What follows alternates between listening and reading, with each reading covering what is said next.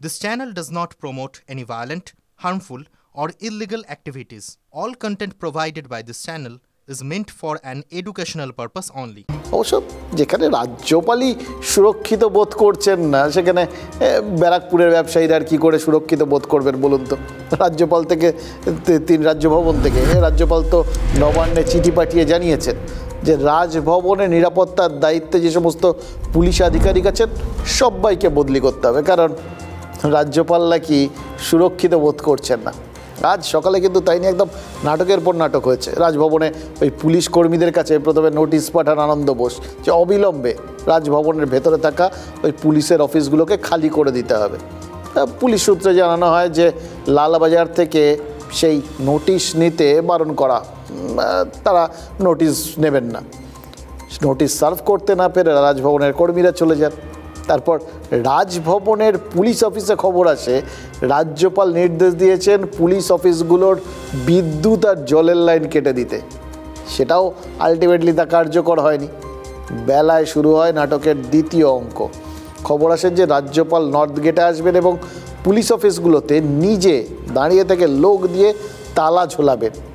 এর মধ্যেই ঘটে যায় ওই রাঙাপানিতে ট্রেন দুর্ঘটনার খবরটা আসে এবং রাজ্যপাল নর্থ গেটে আসার পরিকল্পনা বাতিল করে দেন। কিন্তু রাজভবনে থাকা পূর্ত দফতরের কর্মীদের দিয়ে পুলিশ অফিসের বাইরে ওই রাজভবন লেখা বোর্ড লাগানোর একটা নির্দেশ দিয়ে দেয়। সেখানেও বাধা পান পূর্ত দফতরের কর্মীরা। লালবাজারে খবর গেলে রাজভবনের পুলিশের কাছে নির্দেশ আসে যে স্বরাষ্ট্র দফতরের অধীন ওই অফিসে যেন কোনো মাপ যোগ করে কোনো বোর্ড টোর্ড লাগানো না হয়। এবার বাধা পেয়ে পূর্ত দপ্তরের লোকজন আজকের মতো রাজ্যপালের নির্দেশ পালন না করেই চলে যেতে বাধ্য হয়েছেন। এবার পুলিশ মনে করছে যে উত্তরবঙ্গ থেকে ফিরে রাজ্যপাল ফের কিন্তু নিজেই ওই রাজভবন থেকে পুলিশকে বার করে দেওয়ার ব্যবস্থা করার চেষ্টা করবেন। এটা কি চলছে বলুন তো? ছেলে খেলা। নাম্বার ওয়ান, আক্রান্তরা রাজভবনে আমার সঙ্গে দেখা করবে। নাম্বার টু, ততক্ষণ পর্যন্ত পুলিশ মন্ত্রী, home minister, that is the chief minister, আমার সাথে দেখা করতে পারবে না। And the third, রাজভবনে কর্মরত সব পুলিশদের বদলি করতে হবে। মাননীয় রাজ্যপাল তিনি বিজেপির তল্পিবাহকতা করতে করতে যে জায়গায় পৌঁছে গেছেন, আজকে বিজেপির নাটকে তিনি তা দিচ্ছেন। আজকে ভোট পরবর্তী ঘটনাগুলোর মধ্যে তৃণমূল কংগ্রেসের কতগুলো কর্মী খুন হয়েছে, কত মানুষ আহত, নিহত, আক্রান্ত হয়েছে, এই পদ্মপাল মহোদয় কতবার তাদের খোঁজ নিয়েছেন। তিনি প্রত্যেক মুহূর্তে জগদীপ ধনকরকে অনুকরণ করছেন যে বিজেপিকে খুশি করে জগদীপ ধনকর উপরাষ্ট্রপতি হয়েছে, আমি যদি আগামী দিনে বিজেপিকে খুশি করে আরো বড় কিছু পেতে পারি। রাজ্যপালের নিয়ম মানে নির্দেশ যদি না মানে পুলিশ, তাহলে তো সেই পুলিশের ডিজিপিকে সাসপেন্ড করে দেওয়া উচিত। সাংবিধানিক সংকট তৈরি হচ্ছে, আমি তো বলবো কেন্দ্রকে দ্রুত হস্তক্ষেপ করার জন্য। পুলিশ মন্ত্রী যদি তার কাজ করতে না পারেন, তা স্বাভাবিকভাবে রাজ্যপালের এই ধরনেরই তার প্রতি ব্যবহার হওয়া উচিত। এবং আমি এটা বুঝতে পারছি না যারা আক্রান্ত তারা কেন রাজ্যপালের সাথে দেখা করতে পারবেন। পুলিশ মন্ত্রী তো অবশ্যই দেখা করতে পারেন, অর্থাৎ যিনি মাননীয় মুখ্যমন্ত্রী আমাদের।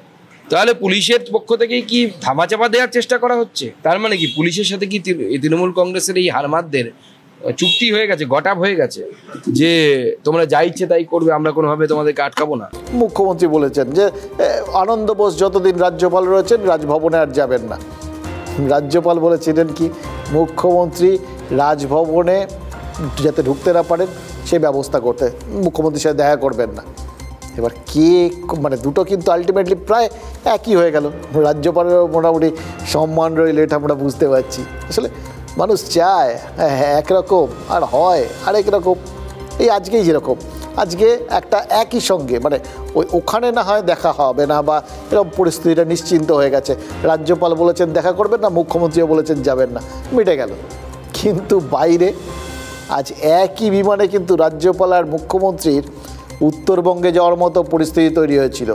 এই সকাল সকাল যখন ওই দুঃসংবাদটা আসে যে নিউ জলপাইগুড়ি স্টেশন ছেড়ে আসার পর দুর্ঘটনায় পড়েছে শিয়ালদাগামী কাঞ্চনজঙ্ঘা এক্সপ্রেস, পেছন থেকে সজোরে মালগাড়ি ধাক্কা মেরেছে, তখনই কিন্তু এই সিদ্ধান্তটা হয়ে যায়। দুজনেই যাবেন বলে ঠিক করেন। বিকেলেই ঘটনাস্থলে পৌঁছে গেছিলেন রেলমন্ত্রী অশ্বিনী বৈষ্ণব এবং সেই সময়ই তারা মুখ্যমন্ত্রী এবং রাজ্যপাল দুজনেই এখান থেকে এবং তার সাথে বিজেপির সভাপতি সুকান্ত মজুমদারও, এরা সবাই বাগডোগরার উদ্দেশ্যে রওনা হবেন বিমানে, এটা ঠিক হয়ে যায়। ফলে যদি দেখা যায় যে ঘটনাচক্রে তিনজনেরই একটা বিমানে যাওয়ার সম্ভাবনা তৈরি হয়ে গেছে। ভাবুন তো সেটা যদি হতো, রাজ্যপালের পৌরোহিত্যে ওই বিমানের মধ্যেই বেশ একটা সর্বদল বৈঠক হয়ে যাওয়ার পরিস্থিতি তৈরি হয়ে যেত। শেষ পর্যন্ত অবশ্য মুখ্যমন্ত্রী অন্য বিমান ধরেন। এবার কলকাতার থেকে বিমান ধরার আগে অবশ্য একদম চেনা মেজাজে রেলের মুণ্ডপাত করেছেন তিনি, ঠিক যেমনটা করেছিলেন ওড়িশায় গিয়ে ওই বাহানাগায় করমণ্ডল দুর্ঘটনার সময়। এবং এই সময় থেকেই আরও বেশি করে আবার আমাদের মাথায় কবচ শব্দটা ঘুরপাক খেতে শুরু করে। রেলে একটা শ্রী ছিল, ওই ডিপার্টমেন্ট মানে ইয়াও হয় ওয়াও হয়, এখন তো রেলে বাজেট নিয়ে উঠিয়ে দিয়েছে। Rail have become totally parentless. Only you can see railway at the time of inauguration, just like it's a fashion, but they don't take care about the passenger amenity. I'm sorry. এত ভালো রেলমন্ত্রী আগে কোনো হয়েছে কিনা আমার জানা নেই, এবং শিক্ষাগত যোগ্যতা দিক থেকে বা যা যা একজন রেলমন্ত্রী জানলে পরে রেলের কাজ ভালো হতে পারে, তার সমস্ত যোগ্যতা ওনার আছে। তো তৃণমূলরা মনে হয় হিংসায় এরকম করে। এই সময় তো এগুলো রাজনীতি করার সময় নয়। প্রথম কথা হচ্ছে তৃণমূল কংগ্রেসের কাছ থেকে তো রাজনীতি ছাড়া অন্য কিছু আপনি এক্সপেক্ট করতে পারেন না।